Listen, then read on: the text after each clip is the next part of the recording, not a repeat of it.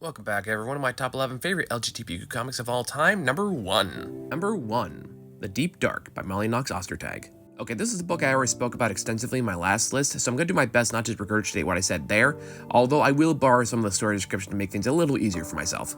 The Deep Dark stars Meg, a woman with an unreasonable amount on her plate for such a young age, being tasked with taking care of her ailing grandmother and needing to work part-time to make ends meet. All the while being repeatedly expected to be at the beck and call of whoever needs her, often sacrificing her own needs to do so. Worst of all, being connected to a mysterious creature that her family has kept locked in the basement, who can only be sustained by her blood.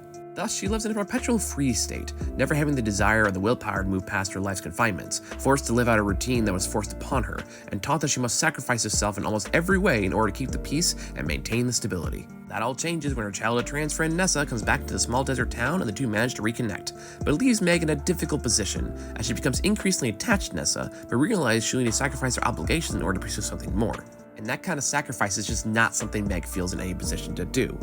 But through their shared journey, both of them will learn how to absolve each other of their burdens and learn to be happy even if neither thinks they deserve it. And thus, the story is ultimately about coming to terms with all parts of yourself, even the parts you detest, and recognize that there is no such thing as bad parts, just misunderstood ones. It's a dark yet hopeful coming-of-age story that hits me on a very personal level, and still does whenever I look through it again. Because it reminds me of how much I feel I need to keep control of things, control myself, and fear what could happen if I don't. But it's not how we're supposed to live. We're not supposed to lock these parts of ourselves away and treat its existence as a secret. Those parts, like the rest of us, are still worthy of love and acceptance by someone who's willing to understand and accept us, while also acknowledging it's not their job to fix us. Because we are not broken. We just need some support while we figure things out. And it's okay to accept that. It's not shameful or burdensome to accept that. For some people, that's not easy, and it might never be.